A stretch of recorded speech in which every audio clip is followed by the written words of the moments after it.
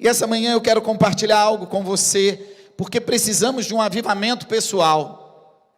Diga isso, por que eu preciso de um avivamento? Vai lá, por que eu preciso de um avivamento?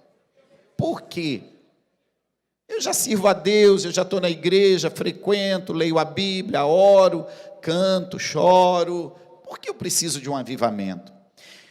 Lá em Abacuque, capítulo 3, versículo 2, um texto muito conhecido, diz assim: ouvi, Senhor, a tua palavra e temi. Ou seja, uma palavra que me trouxe peso, responsabilidade, temor. Aviva, ó Senhor, a tua obra no meio dos anos a notifica, na ira lembra-te da tua misericórdia. É muito interessante porque o profeta diz: Deus, avive a sua obra no meio dos anos.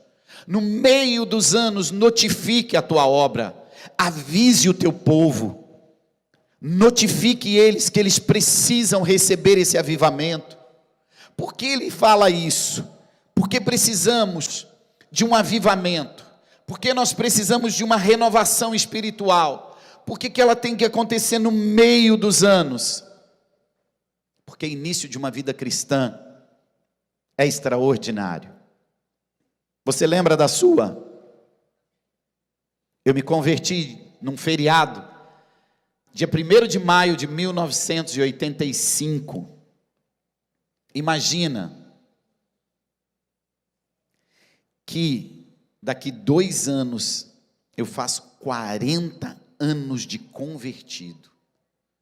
Semana passada eu completei 38 anos de convertido. Eu já tentei fazer essa conta, como que uma pessoa com 32 anos tem 38 de convertido? Não encaixa, mas eu tenho 38 de convertido.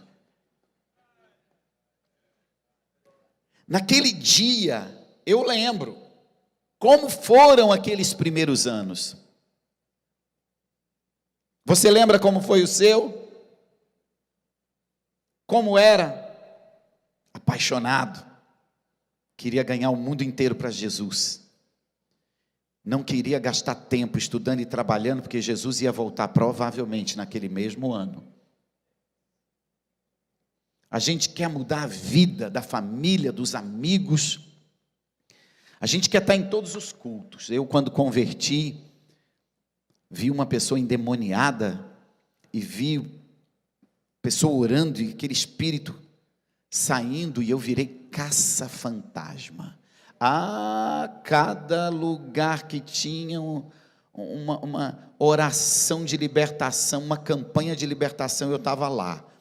E eu estava lá e eu sempre ficava perto do pastor ou de quem estava orando. Porque se desse uma brechinha, eu queria colocar minha mão também e dizer: sai, agora, em nome de Jesus. Eu achava aquilo o máximo. Se eu visse um bêbado caminhando na rua, eu ia na direção dele, eu já metia a mão na cabeça dele no meio da rua. 14 anos de idade, eu punha a mão e mandava sair. E olha, eu expulsei algumas centenas ou milhares de espíritos malignos pelo mundo. Eu achava aquilo o máximo. Como é que era o início da tua vida cristã? Você vinha em todos os cultos, jejuava o tempo todo, lia, comia a Bíblia, pregava, orava, ia para o encontro com Deus. Como é que foi o início da sua vida cristã? Quando a gente nasce, a gente tem uma experiência extraordinária, mas por um outro lado, nós somos bebês espirituais. E a gente vive chorando pelos cantos. Pastor, ora por mim, meu líder me ajuda, lê essa palavra aqui que eu abri hoje de manhã e não entendi. A gente é igual bebê, a gente vive chorando, a gente vive correndo atrás. Só que, como na vida física, material, na vida espiritual também, a gente deixa de ser bebê e a gente vira um pouco adolescente espiritual. E aí as coisas começam a mudar. Aí você já não procura tanto o socorro da mãe espiritual, do pai espiritual. Aí você já se torna meio independente, já conheço, já sei, já fui. Vamos na vigília hoje? Hoje não, estou muito cansado. Já sei, vai terminar lá pelas 2 horas da manhã, já fui da outra vez. Vamos no encontro? Já fui uns 6 encontros. Aí você vira aquele adolescente espiritual, que acha que sabe tudo, que entende tudo, que já é adulto. Guarda o que eu vou te dizer. Quando os anos da vida cristã vão passando, acontecem algumas coisas conosco. Assim como acontece na vida física, acontece na vida espiritual também. A gente fica um pouco acomodado e a gente se acostuma. A pessoa ficou endemoniada, saiu, alguém está doente, o pastor ora. Vamos fazer um propósito essa semana, vamos jejuar. Gente, eu comecei dieta essa semana, não posso jejuar porque eu estou de dieta, não estou dormindo bem à noite, não posso jejuar. E aí você começa a acostumar com a vida cristã. Sabe, os anos da vida cristã vão passando e as pessoas se cansam. Essa é a verdade. A gente já não vai na igreja como a gente ia antes. A gente já não ora como orava antes. A gente já não jejua como jejuava antes. A gente já não faz mais voto e propósito com Deus como a gente fazia antes.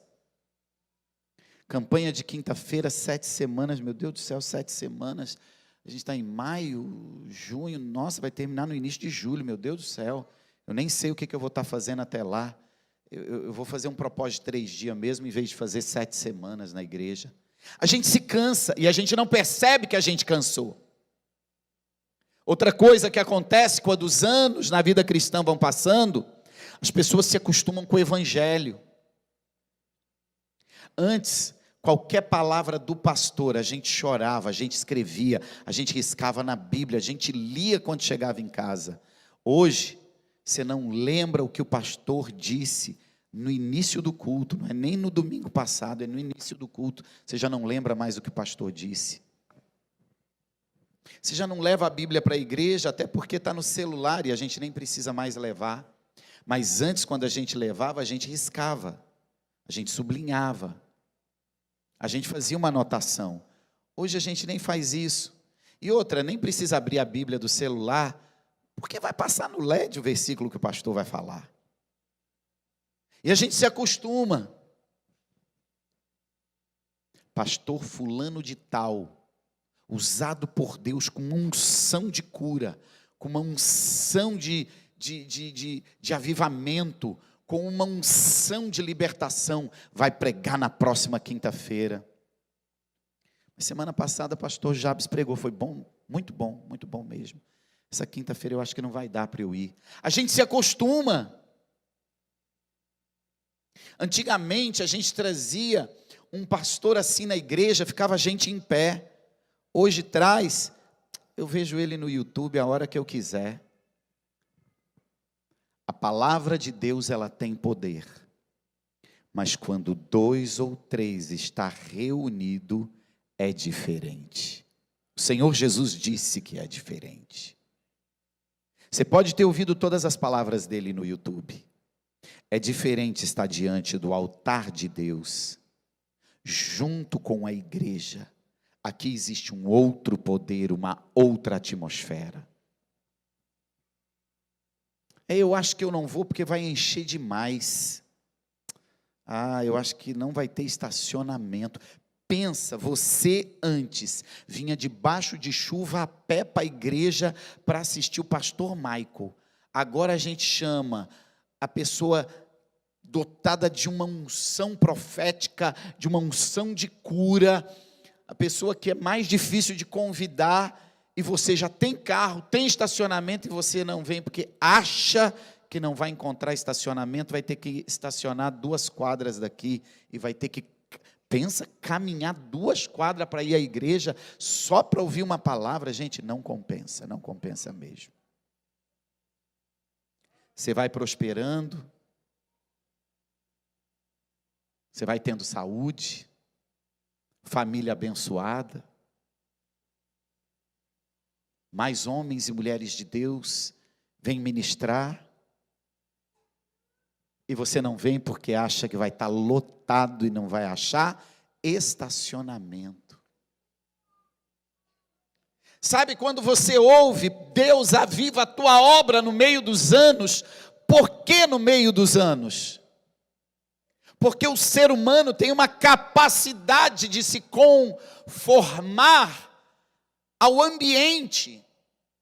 Coloca você na Sibéria, 40 graus abaixo de zero. Daqui 3 anos, chega lá, você fez um buraco no gelo, está pescando, saindo com os cachorros para passear.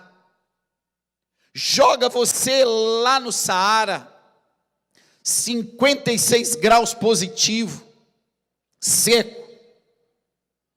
Volta lá daqui 2, 3 anos, você já tem uma tenda maravilhosa, já está comendo, curtindo. Gente, quando anoitece aqui, dá uma esfriadinha, gente, é muito lindo. E o céu, gente, esse céu limpo, estrelado, não existe céu em lugar nenhum do mundo tão bonito quanto esse. O ser humano se acostuma. Isso é maravilhoso para a gente se adaptar. Mas nunca se acostume com o mover do Espírito Santo. Nunca tome por comum o mover do Espírito Santo. Nunca se acostume, nunca pense que é natural, comum, simples, uma palavra profética, um ato profético de avivamento. Qual foi a última vez que você falou em línguas estranhas e intercedeu? Qual foi a última vez que no meio de uma adoração o Espírito Santo trouxe uma palavra ao teu coração? Qual foi a última vez que você sentiu que no meio de um culto a unção trouxe libertação em uma área da sua vida? Qual foi o dia que você acordou? Qual foi o último dia que você acordou dizendo: preciso buscar muito mais a Deus, estou me sentindo frio, não posso viver assim? Porque o profeta diz: aviva, Senhor, a tua obra no meio dos anos, porque nos acostumamos com o evangelho, porque as pessoas se cansam, porque as pessoas pensam que sabe tudo de Deus e da vida cristã. Parece que não existe mais novidade, parece que não existe mais coisas novas. Parece que qualquer coisa que nós estabelecemos na igreja é simples, comum e corriqueiro. Nós fomos chamados para ser o povo que tem poder de Deus na sua palavra, que tem unção sobre as suas mãos e autoridade sobre os seus pés. Nós somos o povo que podemos entrar num ambiente, colocar o pé e aquele lugar ser transformado, e todo o mal vai sair dali, e a luz do Senhor, a presença do Senhor vai entrar e transformar todas as pessoas. Nós somos o povo que podemos entrar num lugar e colocar as mãos e destravar tudo que está travado, e gerar e trazer prosperidade e abundância. Nós somos o povo que podemos abrir a nossa boca e mudar tempos, estações, decretos e trazer abundância e prosperidade sobre qualquer lugar. Põe a mão no teu peito e diga: eu não sou qualquer pessoa nessa terra. Eu tenho o poder de um Deus dentro de mim. Meu Deus, alguém está entendendo o que eu estou falando? Oséias capítulo 6, versículo 3 diz: conheçamos e prossigamos em conhecer o Senhor. O versículo seguinte fala que nós somos destruídos por falta desse conhecimento, mas esse texto diz: conheçamos e prossigamos em conhecer. Se você viver 100 anos sobre a terra, 100 anos lendo a Bíblia, 100 anos orando, 100 anos jejuando, 100 anos ouvindo palavras, instruções, depois de 100 anos você vai chegar a uma conclusão: eu não conheço nada de Deus. Maior evangelista da face da terra, Billy Graham, perguntaram a ele: se você tivesse só 3 dias de vida, o que você faria? Estudaria 2 dias e pregaria 1.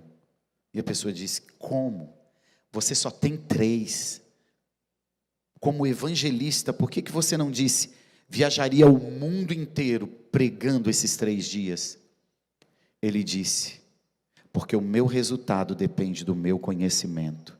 Se eu gastar 2 dias estudando a palavra, meu único dia será mais produtivo do que 1000 dias pregando. Depois de 94 anos de vida, maior evangelista diz: não sairia pregando, gastaria meu tempo estudando. Qual foi a última escola da igreja que você fez? Qual foi o último seminário que você participou? Qual foi a última série que você acompanhou? Ou a última campanha de quinta-feira que você veio fortalecer sua fé? 1 Coríntios 13, 12. Porque agora vemos por espelho, como um enigma, mas então veremos face a face. Agora conhecemos em parte, mas então conhecerei como também sou conhecido. Hoje eu e você, como cristãos, conhecemos a Deus, a palavra de Deus, o mundo espiritual em parte. Eu posso viver 40 anos dentro de uma igreja e continuo aprendendo. Ei, eu tenho 24 anos de ministério, 24 anos de pastorado. Imagina, você multiplica 24 por 52 semanas. Olha que loucura. Mas eu não preguei só aos domingos.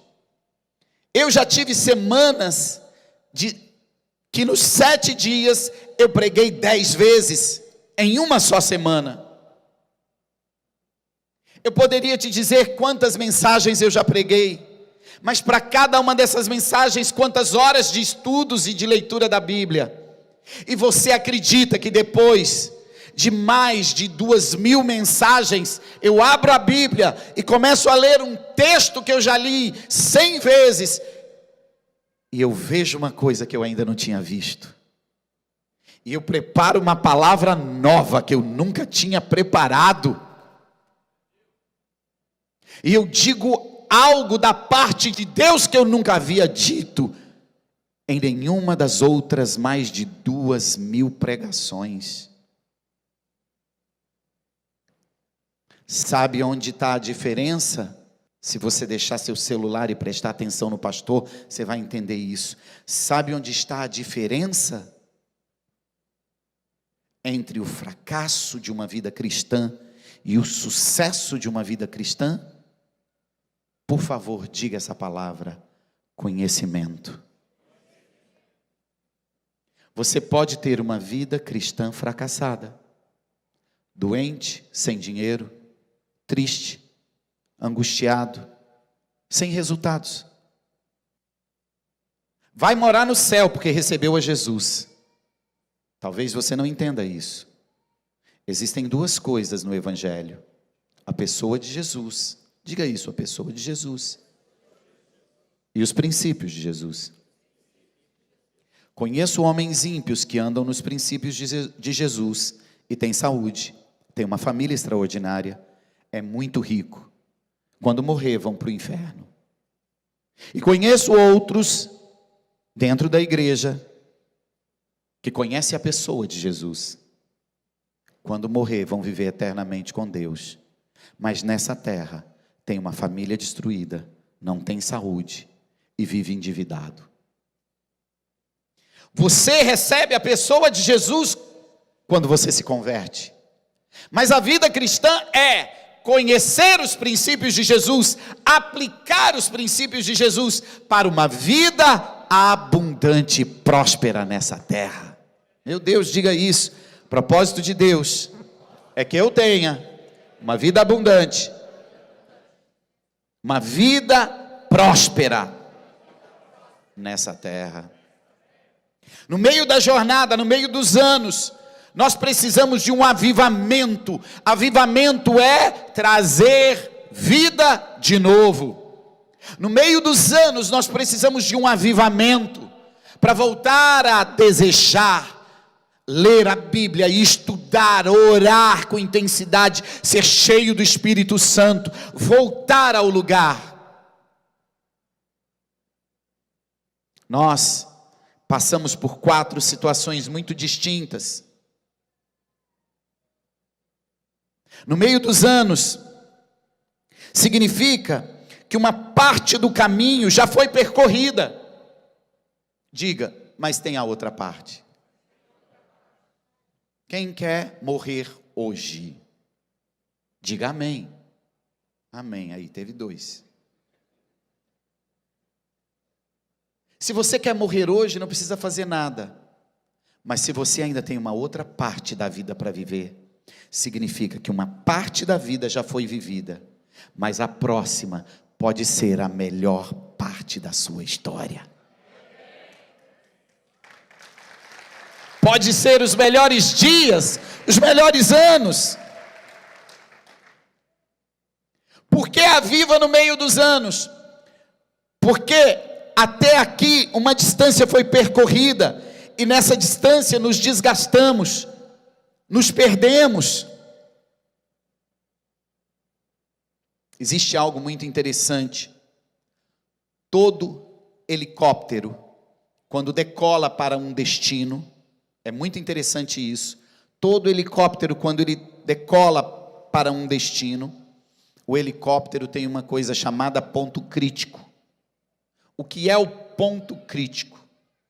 De onde ele saiu, quando chega naquele ponto, significa que ele já percorreu a metade do caminho. Ali, ele ainda pode voltar para o destino. Mas se ele passar do ponto crítico, ele já não consegue voltar mais. Eu queria te dizer que talvez a maioria de vocês já passaram do ponto crítico. Vocês já passaram do meio do caminho. E não tem mais como voltar. E daqui para frente você vai fazer o quê? No ponto crítico, existem 4 situações. No ponto crítico, existem 4 decisões que o piloto tem que tomar.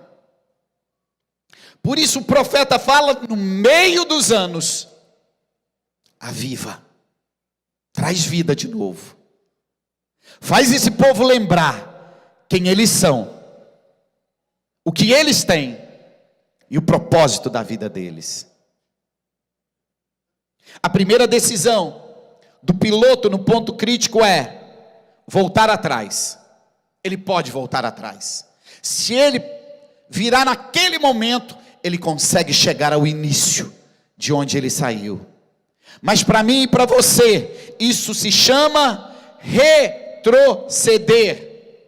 A Bíblia diz que Deus não tem prazer em quem retrocede. Tem muita gente que era cheio de Deus e já não é mais. Buscava a Deus, estava em tudo que Deus estava, mas hoje já não busca mais.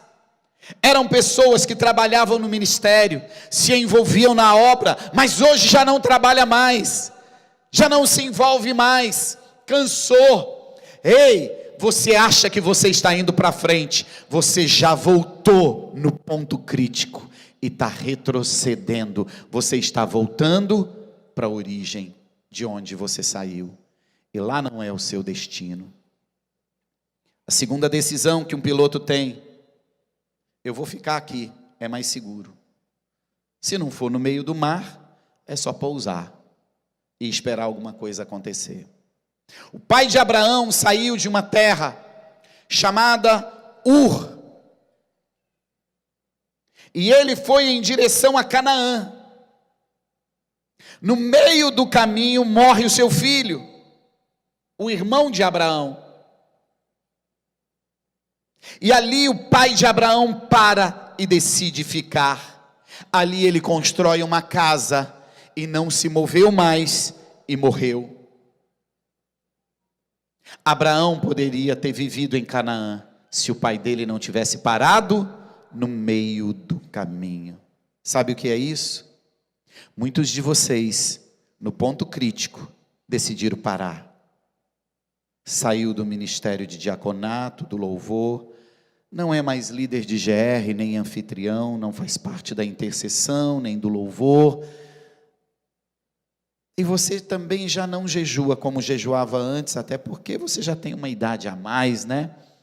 Você já não ora tanto. Para que ir à igreja 2 vezes por semana? No início eu ia 7. Hoje, aos domingos, já está bom. O nome disso é uma vida cristã medíocre. Tem muita gente na igreja vivendo uma vida cristã medíocre. Não segue adiante, não vai para frente, não busca a Deus, não lê a Bíblia, não estuda a palavra, não tem mais experiências com o Espírito Santo. Se tornaram pessoas mornas. E lá em Apocalipse diz: porque você não é frio e nem quente, eu estou a ponto de vomitar você da minha boca. Você não é frio, você vem ao culto, você faz a sua oração, mas você é morno. Deus vomita da boca. A terceira decisão é: vou sair deste caminho, dessa rota. Não vou nem para frente nem para trás, mas também não vou ficar parado. Vou desviar a rota. Isso gera destruição e desgraça sobre a sua vida. 2 Timóteo 4,10: porque Demas me desamparou, amando o presente século mais do que ao Senhor. Paulo diz: esse cara caminhou comigo, servia a Deus comigo, mas de repente começou a olhar para o mundo e amou o mundo mais do que a Deus. E mudou o caminho. Então é interessante gente que se converteu e parou de beber. E 10 anos depois voltou, uma tacinha de vinho. Pastor, tem problema? Não, a Bíblia não diz que tem problema. Mas para o jeito que você bebia, tem problema sim. Talvez uma pessoa que nunca bebeu e decidiu hoje experimentar e gostou, não tem problema. Mas 10 anos depois, não foi só o vinho, foi a cerveja. E aí aquilo que a Bíblia condena, que é a bebida forte, a bebida destilada. E agora já experimenta, e de repente na sua casa está cheio de bebida.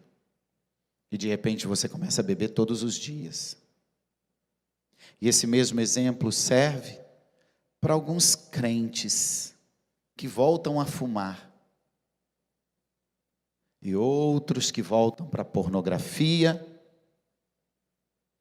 E alguns para o adultério. Muda o caminho. Muda a rota. Gente que se desvia. Gente que dá lugar ao diabo. E a Bíblia diz: não dê lugar ao diabo, mas enchei-vos do Espírito.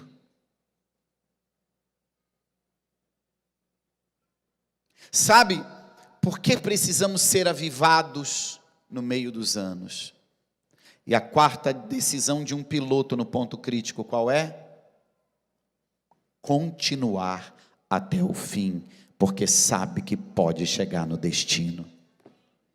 Paulo, antes de morrer, diz: combati o bom combate, venci a carreira e guardei a fé. Ei, você tem que chegar até o fim com uma fé maior do que o que você tem hoje. Essa fé maior pode te levar a uma vida de saúde, a uma família extraordinária sacerdotal, pode te levar a uma vida próspera, abundante financeiramente, pode te levar a ser alguém cheio do Espírito Santo, que muda a história e a vida de milhares de pessoas. Sua fé tem que ser preservada, e ela tem que ser construída um dia depois do outro. Essa decisão é: não vou desistir, não vou retroceder, não vou parar, não vou mudar de rota. Eu saí para um destino e ele é o meu alvo, os céus. Eu vou morar lá, eu vou ser cheio do Espírito Santo e eu vou deixar um legado sobre a face da terra.